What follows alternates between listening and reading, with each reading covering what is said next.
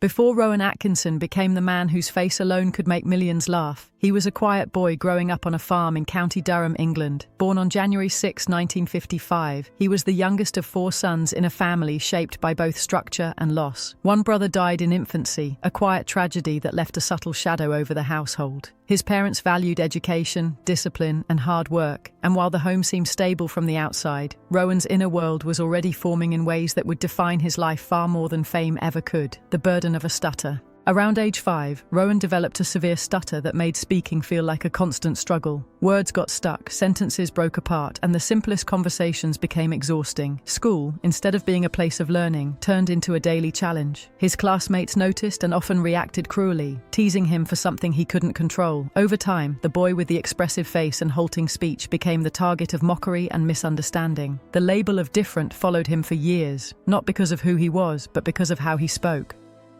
Finding freedom on stage. Something remarkable happened whenever Rowan stepped onto a stage. His stutter almost vanished. The fear that gripped him in everyday conversation loosened, replaced by focus and control. Acting created a distance between him and his voice, as if the character was speaking instead of Rowan.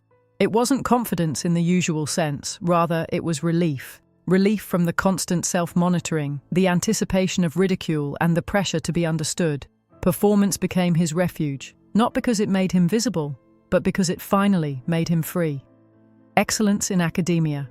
Despite the difficulties he faced, Rowan excelled academically. His intelligence shone through early, especially in math and science, and he pursued those strengths with determination. After school, he attended Newcastle University to study electrical and electronic engineering, graduating in 1975. To teachers and peers, his future seemed clear: a stable career in engineering. Comedy wasn't a practical goal, especially for someone who struggled with speech. Even Rowan didn't initially imagine entertainment as his path. Yet beneath the equations and lab work, the pull of performance remained, quietly persistent. Oxford. Where two worlds met. Rowan continued his studies at the Queen's College, Oxford, working on a master's degree and briefly pursuing doctoral research. Oxford was demanding, but it was also culturally alive. It was there that Rowan discovered a place where both sides of him could exist. He joined the Drama Society and a student review group, and his unique style began to take shape. The reserved engineering student became animated and fearless on stage. During this time, he met writer Richard Curtis, a collaboration that would shape both of their careers. The power of physical comedy. What set Rowan apart was not just verbal wit, but his instinctive understanding of physical comedy. Influenced by performers like Buster Keaton and Jacques Tati, he explored movement, facial expression, and timing with near-scientific precision. His comedy relied less on clever lines and more on controlled absurdity, drawing laughter from silence as effectively as from speech. This approach did more than entertain. It protected him. Physical comedy allowed Rowan to communicate without confronting the vulnerability of speech, turning a perceived weakness into a creative strength. Early recognition and doubt. In 1976, Rowan performed with the Oxford Revue at the Edinburgh Festival Fringe, marking his first major exposure beyond university audiences. The reception was mixed. Some were confused by his style, while others saw something rare and original. Success didn't come easily. After completing his thesis in 1978, Rowan faced repeated rejections from broadcasters who couldn't categorize his work. Auditions were stressful, often triggering his stutter. For a time, he considered giving up comedy entirely. Finding safety in characters. During this uncertain period, Rowan realized something important. When he spoke as himself, anxiety returned. But when he became someone else, the stutter faded. Characters became armor. They allowed him to speak, move, and exist without self-consciousness. This understanding reshaped his approach to performance. Instead of trying to fix his speech, he leaned into character work, creating personas so complete that Rowan almost disappeared inside them. It wasn't deception. It was survival. The first breakthrough. Rowan's first major breakthrough came in 1979 with a BBC radio series where he played multiple characters. The program reached a limited audience, but it showcased his versatility and originality. Critics noticed, and his confidence grew. Around the same time, he collaborated with fellow performers from Oxford, refining his style in a supportive environment. These collaborations were crucial, allowing him to develop without the pressure of mainstream attention. A risk worth taking. Returning to the Edinburgh Fringe in 1979, Rowan presented a mostly silent show built on mime and exaggerated physicality. The response was polarized. Some walked out while others stayed, captivated. Importantly, industry figures were among those who stayed. They saw not just novelty, but discipline, control, and potential. Soon after, Rowan was given another chance on television. Early pilots failed, but persistence paid off when the BBC commissioned a new sketch show that would change British comedy forever. Success that nearly didn't happen. When the sketch show aired, it faced confusion and criticism. Viewership was low, and some reviewers dismissed it. Yet a senior BBC decision-maker believed in the cast and ordered a second series. That decision changed everything. Over time, audiences began to appreciate the show's sharp satire and unconventional performances. One sketch in particular, featuring a furious guerrilla monologue, captured public imagination and cemented Rowan's reputation as a fearless comic performer. The cost of perfection. As success grew, so did pressure. Rowan's meticulous attention to detail earned admiration, but also caused strain. Long hours, constant rewriting, and the emotional demands of performance took their toll. Behind the confident public image, he often battled anxiety and exhaustion. Comedy wasn't effortless joy, it was precision work that demanded total focus and left little room for rest. Reinventing himself again.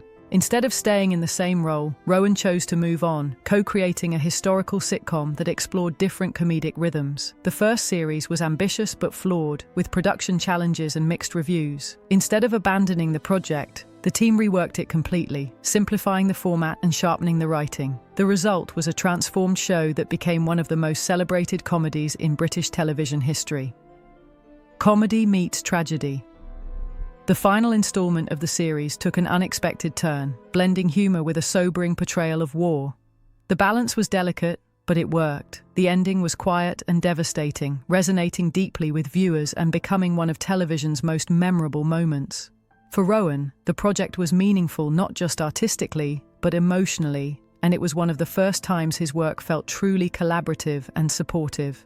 The birth of a global icon. Then came the character that would define him to the world. First appearing on television in 1990, this mostly silent figure relied on physical comedy, making him instantly accessible across cultures. The show's success was unprecedented, reaching audiences worldwide and turning Rowan into an international star. Ironically, the character's minimal speech mirrored the very struggle Rowan had lived with for decades. The hidden toll of laughter. While audiences laughed, Rowan worked under intense physical and emotional strain. Each episode demanded extreme facial control, precise timing, and physical endurance. Filming left him drained, sometimes for days. Although grateful for the success, Rowan admitted the role brought pressure rather than pleasure. The character gave him global recognition, but it also reinforced his habit of hiding behind performance, choosing balance over fame. Over time, Rowan looked for ways to reduce the physical demands of the role. Animated adaptations allowed him to continue without the same strain, and occasional special appearances replaced regular production.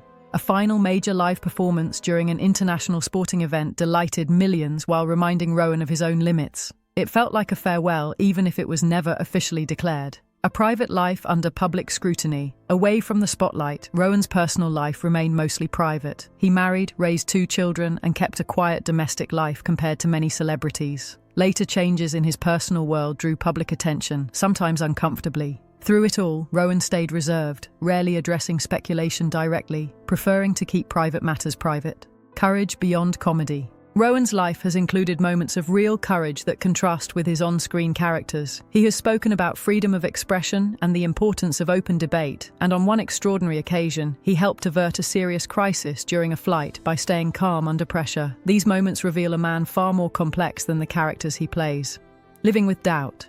Despite awards and global admiration, Rowan has often described himself as uncertain and self-critical. He has spoken about feeling inadequate and questioning whether he deserved his success. These doubts, rooted in childhood experiences, never fully disappeared. Fame did not erase them, it simply changed their context.